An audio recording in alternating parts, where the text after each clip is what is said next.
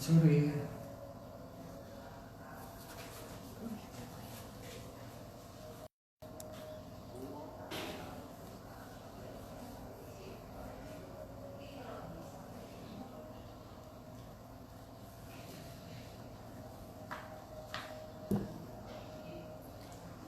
Selamat sore untuk ibu-ibu, bapak yang sudah bergabung di Cornerstone Life Guide.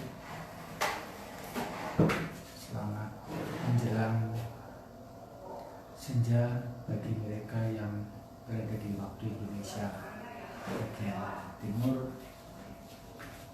Hari ini kita akan memulai pembicaraan mengenai anak-anak yang tantrum, khususnya 7 alasan mengapa orang tua gagal menghadapi anak yang tantrum.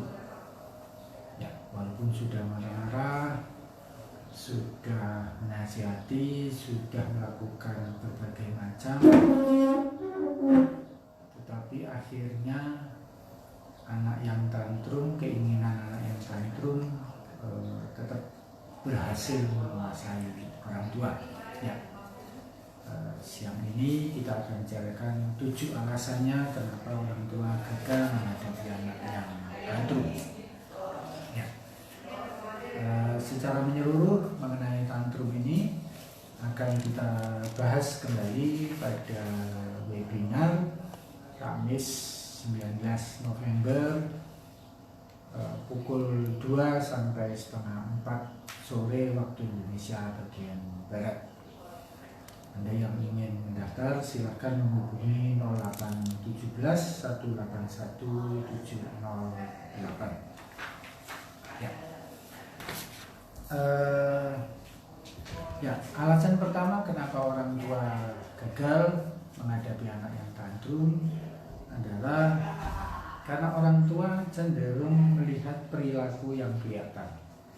Ya, perilaku yang kelihatan apa? Ya, anaknya menangis, anaknya mungkin berguling-guling, anaknya mungkin berteriak-teriak, anaknya mungkin memegangi kaki orang tuanya yang hendak pergi, dan bermacam-macam lagi perilaku yang tampak, ya, yang kelihatan. Kebetulan kemarin ada orang tua yang bertanya bagaimana cara mengetahui kebutuhan yang sesungguhnya dari anak, ya, dan tidak terjebak pada perilaku yang kelihatan. Ya.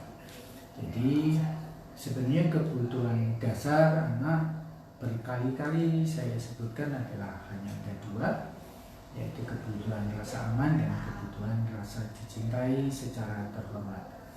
Jadi anak-anak yang tantrum, di balik teriakannya, di balik ceritanya, sesungguhnya dia sangat membutuhkan keteraturan yang akan menimbulkan rasa aman dan membutuhkan dihargai pendapatnya, dihargai, diterima perasaannya.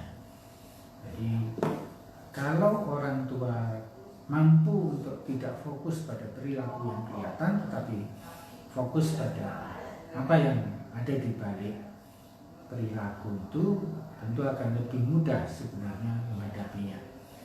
Jadi abaikan teriakannya, ceritanya, guling-gulingnya walaupun itu di tempat umum, dan fokus untuk memenuhi kebutuhan dasarnya. Alasan kedua kegagalan orang tua dalam menghadapi tantrum adalah karena orang tua sendiri belum memiliki kepiawaian, ya, keterampilan yang memadai dalam mengelola emosi atau perasaannya sendiri. Jadi karena orang tua juga masih kesulitan mengenali apakah saya ini marah, apakah saya kecewa, apakah saya sedih, apakah saya gembira, apakah saya kangen, nah, semuanya campur aduk, seringkali keluar berupa perasaan yang tidak jelas. Maka orang tua juga akan sulit mengetahui apakah sebenarnya anaknya yang tantrum ini perasaannya apa, apakah marah, apakah kecewa atau sedih dan seterusnya. Ya, jadi pada anak-anak yang tantrum seringkali mereka tidak memiliki keterampilan menyatakan perasaannya secara sesungguhnya. Jadi mungkin si anak ini sebenarnya kecewa. Ya, kecewa misalnya karena mainan tidak dibelikan. Ya, jadi tidak kecewa itu berarti harapannya untuk diberikan mainan tidak tercapai karena dia tidak mampu menyatakan perasaannya, ini kekecewaannya, lalu dia menjerit-jerit, marah, mencakar, menggigit segala macam karena sebenarnya dia tidak mampu menyatakan perasaannya. Nah, anak-anak yang tidak mampu menyatakan perasaannya ini ya belajar dari orang tua yang juga tidak mampu menyatakan perasaannya. Sehingga orang tua yang tidak mampu menyatakan perasaannya dan mengenali perasaannya ini, begitu melihat anaknya tantrum, dia seperti pencermin melihat dirinya sendiri, lalu timbullah perasaan bersalah, perasaan tidak nyaman segala macam yang akhirnya membuat perasaannya makin kompleks ya. Nah, ketiga alasan tidak mampu menghadapi anak yang tantrum adalah karena orang tua merasa tidak berdaya. Pertama tadi, merasa tidak berdaya karena dia tidak mampu mengelola perasaannya sendiri, tapi juga merasa berdaya karena orang tua punya mitos ya, punya pemikiran bahwa orang tua yang benar itu yang mampu membuat anaknya duduk dengan rapi segala macam. Jadi kalau anaknya sampai tantrum berarti dia gagal ya. Nah, perasaan gagal ini tentu tidak enak, membuat dirinya merasa tidak layak sebagai orang tua, tidak memiliki otoritas segala macam. Ini makin membuat kompleks menghadapi tantrumnya anak ya. Keempat, ya orang tua menghadapi anak yang tantrum itu dengan cara malah fokus pada perilaku buruk anak. Ya, yang tadi ada hubungan dengan yang pertama tadi, hanya melihat perilaku yang tampak. Nah, perilaku yang tampak adalah tindakan-tindakan buruk tadi, misalnya menjerit, menggigit, memukul dan seterusnya. Padahal ya ketika anak berperilaku seperti itu sebenarnya kan tadi untuk memenuhi kebutuhan dasarnya, asalnya dihargai gitu ya. Makin anak dimarahin, makin dia merasa nggak dihargai, sehingga makin menjadi-jadi tantrumnya. Sama, karena dia sebenarnya merasa kecewa, sedih, marah, perasaannya nggak diterima, malah nggak boleh sedih, nggak boleh nangis segala macam, membuat anak makin merasa tidak dicintai, tidak dihargai. Jadi seperti spiral negatif, seperti lingkaran setan yang terus menuju ke bawah ya. Kelima, alasan orang tua gagal menghadapi tantrum anak adalah problem sensoris, yaitu orang tua kebetulan memiliki hipersensitif secara auditoris. Jadi tidak tahan mendengar teriakan anak ya, terlalu peka terhadap jeritan, tangisan atau suara melengking segala macam, sehingga ketika anaknya menangis, menjerit, sebenarnya secara sensori dia tidak tahan, dan karena dia nggak tahu bahwa dirinya hipersensitif auditoris, reaksinya jadi berlebihan terhadap teriakan anak. Biasanya ciri orang tua yang hipersensitif auditoris ini ketika anaknya menjerit, nangis, misalnya malah dibungkam mulutnya atau disuruh segera berhenti menangis gitu ya. Padahal tentu saja menangis itu nggak bisa segera berhenti ya, tentu butuh waktu untuk menenangkan diri ya. Keenam, orang tua percaya bahwa ada mitos-mitos tertentu tentang parenting yang dipercaya orang tua. Misalnya bahwa orang tua yang baik itu anaknya nggak pernah tantrum, misalnya. Bahwa orang tua yang baik itu nggak pernah melakukan kesalahan, mesti sempurna. Ya. Juga mitos misalnya bahwa kalau anak tantrum misalnya itu karena kerasukan, misalnya gitu ya, atau dia capek, ya, dia letih atau dia mengantuk, seperti itu. Padahal tantrum berbeda dan berbeda sangat banyak dengan meltdown. Kenapa? Karena anak-anak yang tantrum itu punya keinginan yang jelas, keinginan yang mereka ingin dipenuhi, sehingga kalau keinginannya terpenuhi berhenti tantrumnya. Sementara anak yang meltdown, ya, anak yang meltdown walaupun dipenuhi keinginannya ternyata masih menangis juga, itu berarti meltdown. Sebaliknya kalau anak tantrum tadi dibilang dia mengantuk, tidur, ketika diistirahatkan dia tetap menangis karena tadi keinginannya belum terpenuhi, gitu ya. Terakhir, orang tua gagal menghadapi tantrum anak karena orang tua menggunakan gaya parenting yang selama 3 hari ini saya sampaikan di Facebook saya. Gaya parenting yang berkaitan dengan gaya parenting bos atau gaya parenting penyegan.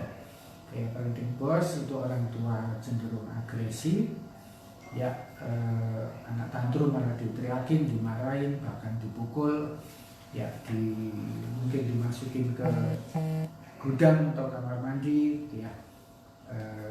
Sedangkan gaya parenting penyegan adalah otoritas sering diambil alih oleh anak. Ya, misalnya anak nggak mau makan di meja makan, malah diajak makan sambil jalan-jalan, misalnya gitu ya. Kemudian anak tadi berangkat dijanjikan ke mall misalnya hanya untuk belanja bulanan, ternyata ketika anaknya meminta mainan segala macam tetap diberikan. Ya, itu 7 alasan, ya, kenapa orang tua kurang efektif dalam menghadapi anak yang tantrum. Silahkan jika ibu bapak ada yang hendak bertanya, ya. Terima kasih untuk semua yang sudah bergabung.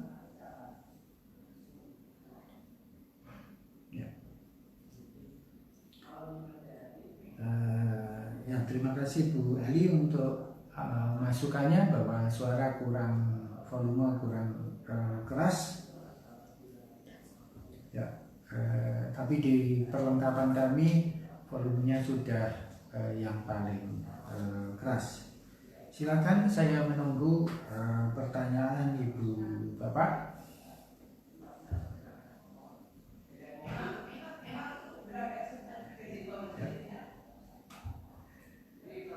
Terima kasih buat mereka semua yang sudah bergabung. Ya, sekali lagi, pertama-tama kita mesti membedakan antara tantrum dan meltdown. Tantrum itu adalah anak yang menangis, menjerit, rewel karena ada sesuatu yang diinginkannya. Jadi dia menangis, menjerit, mencakar, berguling-guling, itu dalam usaha untuk memanipulasi orang tuanya agar orang tuanya menyerah dan memberikan keinginannya. Sementara kalau meltdown adalah si anak ini kebanjiran stimuli, ya. Jadi misalnya karena anak diajak ke mall selama 2-3 jam, sementara anaknya ternyata hipersensitif visual, ya, sementara di mall banyak cahaya gitu, itu membuat si anak kebanjiran stimuli dan akhirnya dia nggak tahan, Ya, karena masih kecil dan kurang memiliki keterampilan emosional, anak yang kebanjiran stimuli ini kemudian menangis. Biasanya cara menghadapi meltdown sangat mudah.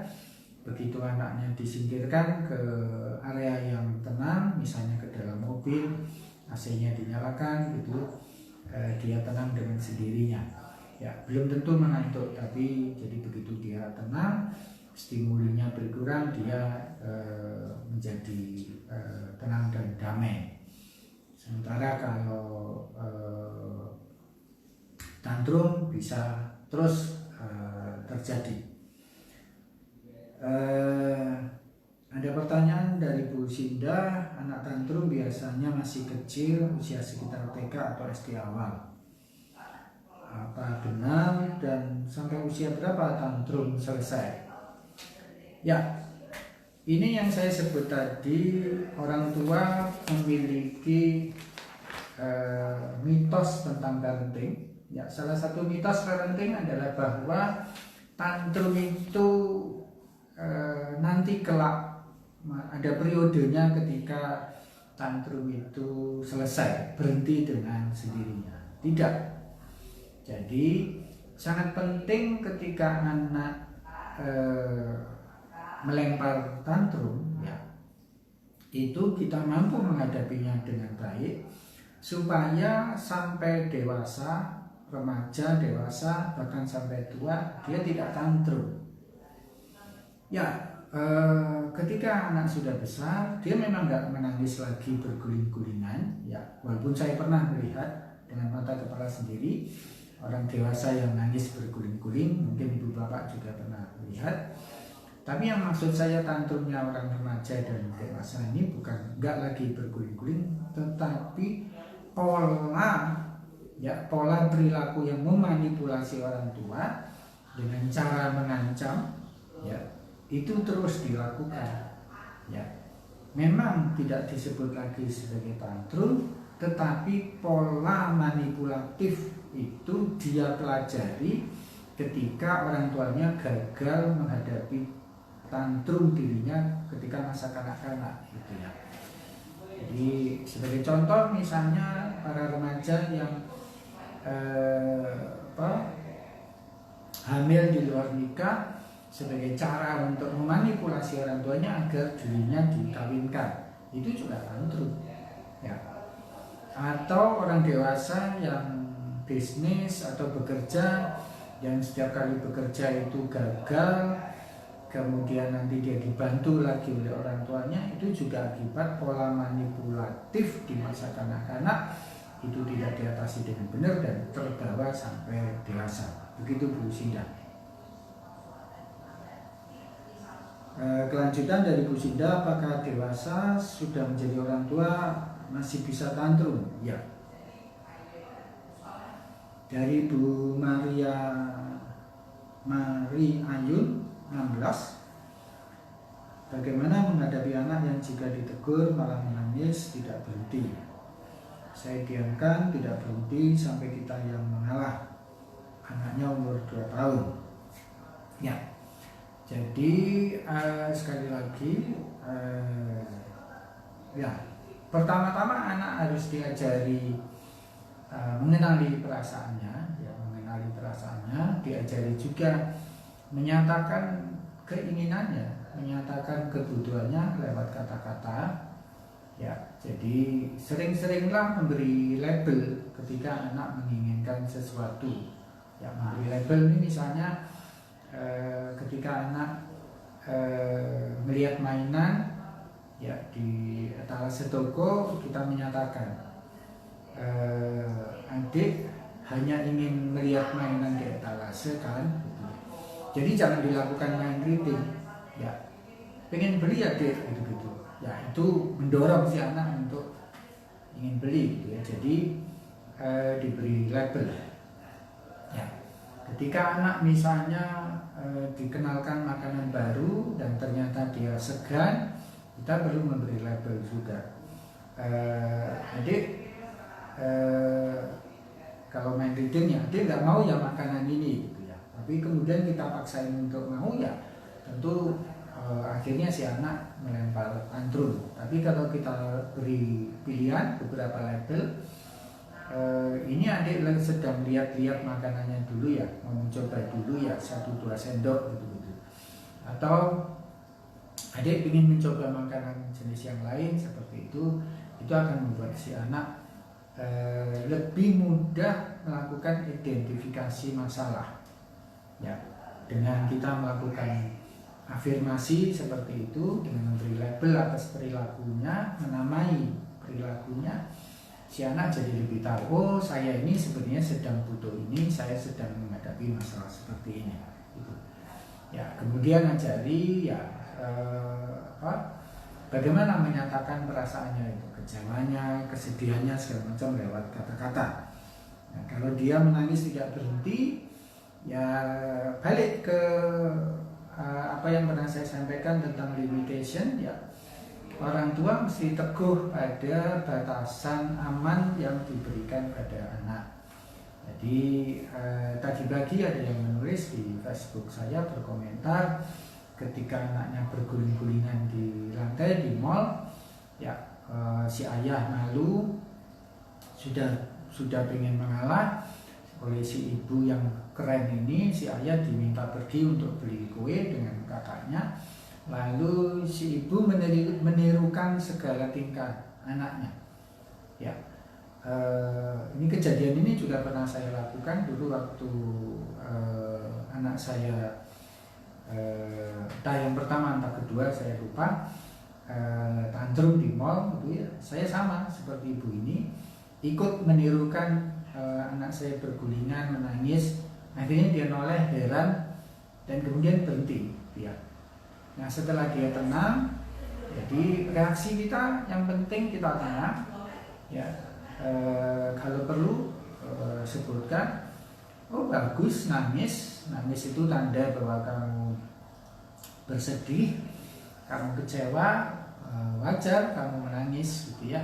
Nangis ini juga tanda bahwa paru-parumu sehat, suaramu lantang ya, silakan menangis sampai kamu puas. Tapi tadi ya sebutkan batasan yang sudah disepakati apa ya. Tungguin anak di dekatnya, setelah tenang ya baru kemudian dihadapi kembali. Ada pertanyaan dari Bu atau Pak Takso 661, anak saya umur 4,5 tahun masih sering tantrum, apakah normal?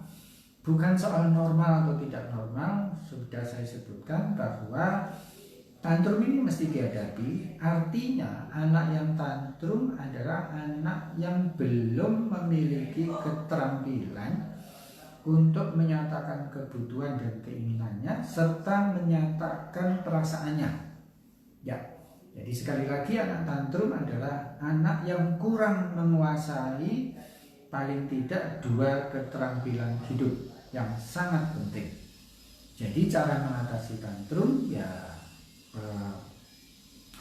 2 keterampilan penting ini mesti diajarkan ya.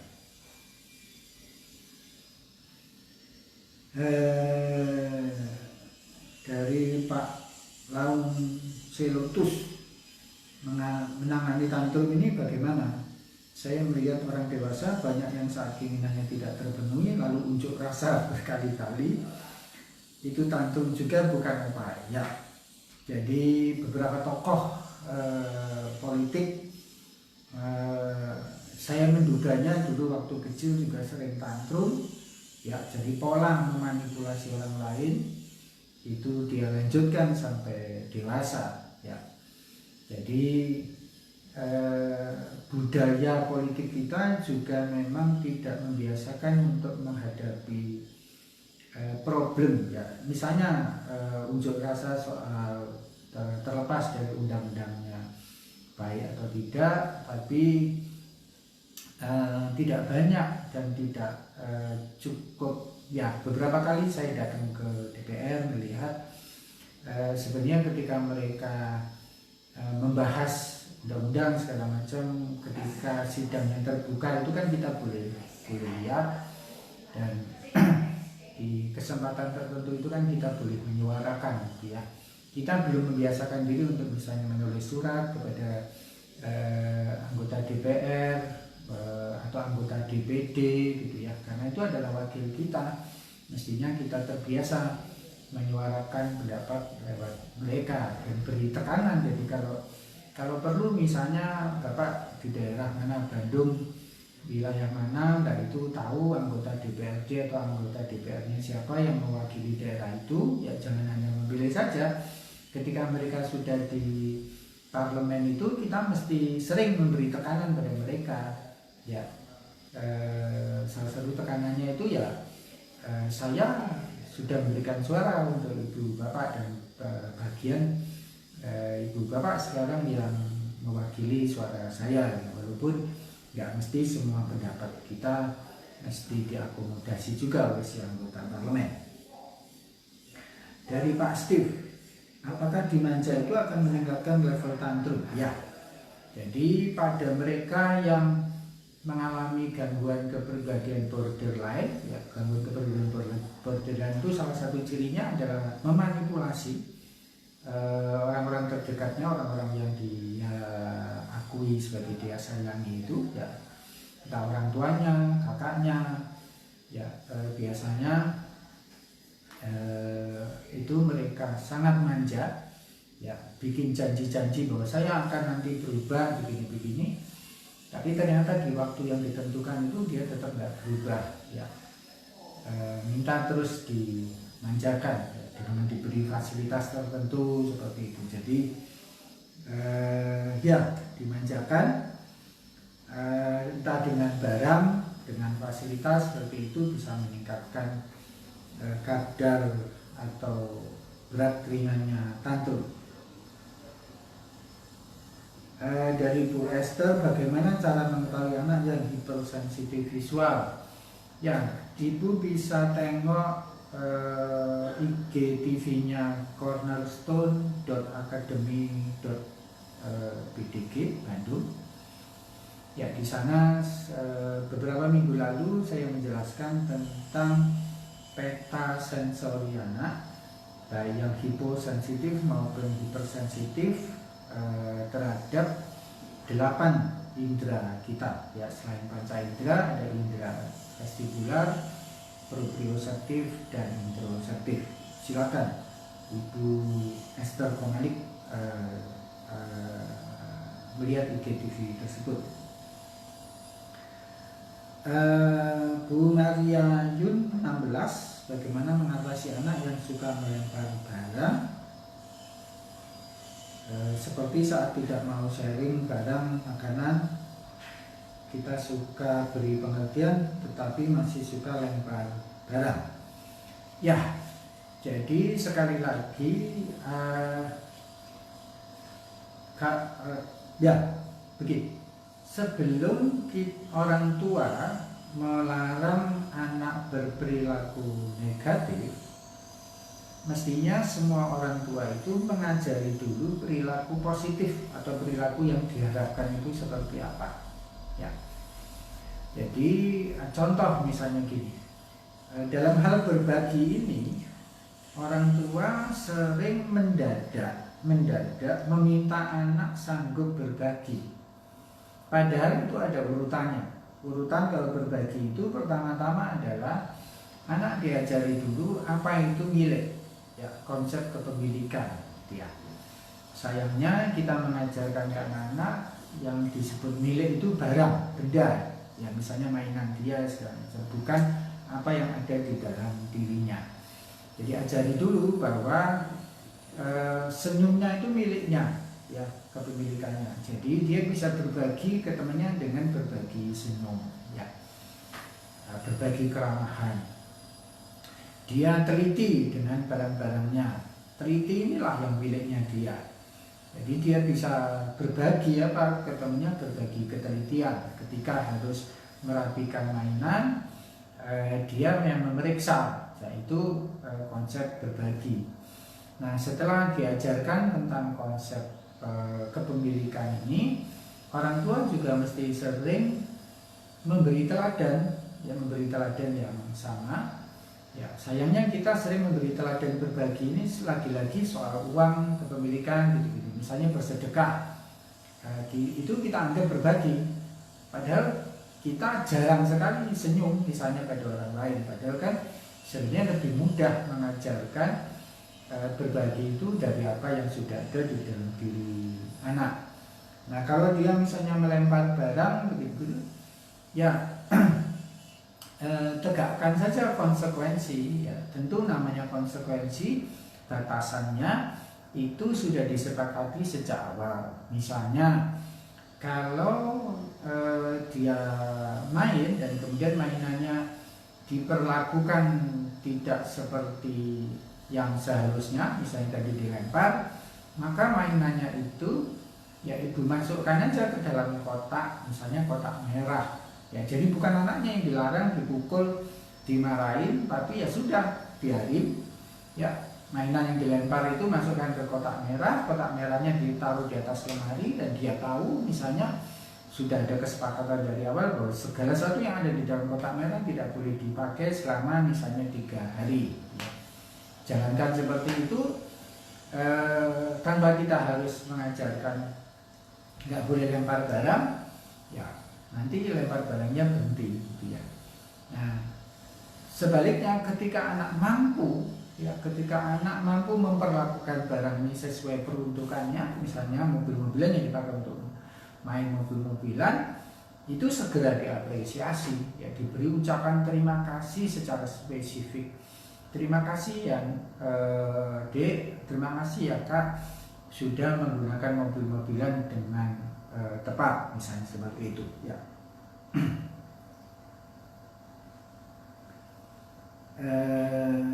Dari lemari iblis, kalau orang tua kemauannya tidak dituruti lalu mengancam bunuh diri, apakah itu tantrum juga Pak? Bagaimana kami sebagai anak harus merespon? Ya, ancaman bunuh diri itu sering dilakukan oleh mereka yang mengalami kepribadian borderline, ya. Ya, kalau dia sendiri juga gejala menyatakan mau bunuh diri segala macam ini beberapa kali dalam waktu cukup lama, beberapa bulan atau dalam periode sekian tahun, ya berarti dia juga mengalami depresi. Jadi depresi itu banyak dialami oleh orang-orang yang gangguan kepribadian macam-macam, ada yang narsisistik, borderline, histrionik, itu semuanya mengalami gejala depresi ya. Untuk mengatasinya tentu ya pertama-tama mesti diajak untuk konseling ya, dipulihkan gangguannya, gejalanya dipulihkan. Kemudian selanjutnya kalau sudah pulih ya anak-anak mesti dengan tegas menyatakan yang memberi limitation sama. Jadi memperlakukan anak kecil, memperlakukan orang dewasa, semuanya ada limitationnya, bukan rules ya, bukan rules tetapi limitation. Jadi batasan amannya buat dia itu seperti apa ya. Tentang bedanya limitation dan rules ini juga sudah saya bahas di IGTV, di Cornerstone Academy juga. Kemudian ya ada pengumuman dari Cornerstone Academy Bandung bagi ibu bapak yang menonton live IG hari ini mendapatkan special prize 11.11 ya. Untuk pendaftaran webinar parenting hubungi Kori di 0817 181 708 ya. Kemudian tadi dari Pak Launce Lotus meminta maaf karena menggunakan singkatan ya. Dengan senang hati saya menerima permintaan maaf Bapak ya. Kita sudah setengah jam, masih ada waktu beberapa menit. Silahkan jika masih ada yang mau bertanya.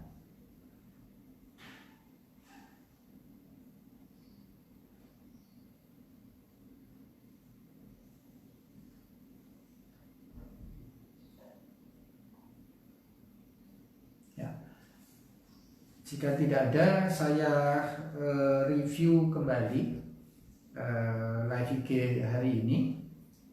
Ya, jadi hari ini kita membahas tentang tantrum anak, khususnya 7 alasan mengapa orang tua gagal menghadapi tantrum anak. Tantrum itu adalah pola untuk memanipulasi orang tua agar keinginan anak terpenuhi dengan cara menangis, menjerit, dan seterusnya. Tantrum berbeda dari meltdown yang berupa anak kewalahan, ya, karena kebanjiran stimuli indrawi, ya, baik visual, auditoris, pembauan, perabaan, dan seterusnya. Itu sebabnya bayi yang sering dipeluk-peluk orang itu kemudian bisa menangis, itu berarti meltdown, ya, itu bukan tantrum, ya. Begitu pula bayi atau anak-anak yang dipaksa banyak makan kemudian menangis, itu juga meltdown, bukan tantrum, gitu ya. Atau sebaliknya yang terlambat makan misalnya gitu. Anak-anak yang diajak ke pesta rame, tapi pesta untuk orang tua, di sana bising segala macam, lalu anaknya menangis, itu juga meltdown, bukan tantrum, ya. Kalau tantrum, si anak memiliki keinginan yang spesifik yang dia ingin, dengan menangis itu orang tuanya jadi mengalah dan memenuhi keinginannya.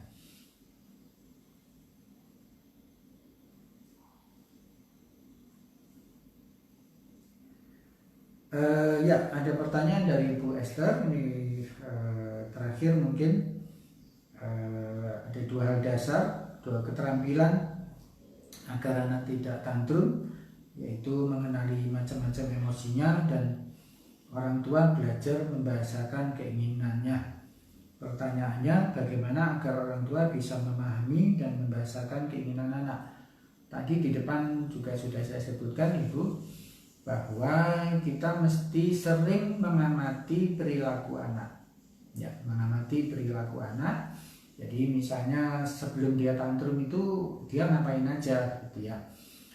Dan karena kebutuhan dasar anak itu hanya ada 2, rasa dicintai dan rasa aman, maka perkirakanlah, jadi dengan tantrumnya ini dia butuh apa sebenarnya. Sebagai contoh misalnya, anak yang sudah tahu, ya, aturannya bahwa setelah makan dia istirahat sebentar dan kemudian tidur siang, lalu dia menangis melempar tantrum supaya nggak tidur siang. Nah, ini tantrumnya berarti kebutuhannya adalah kebutuhan rasa aman. Kebutuhan rasa aman didapat dengan cara tetap memberikan keteraturan pada si anak. Caranya seperti apa?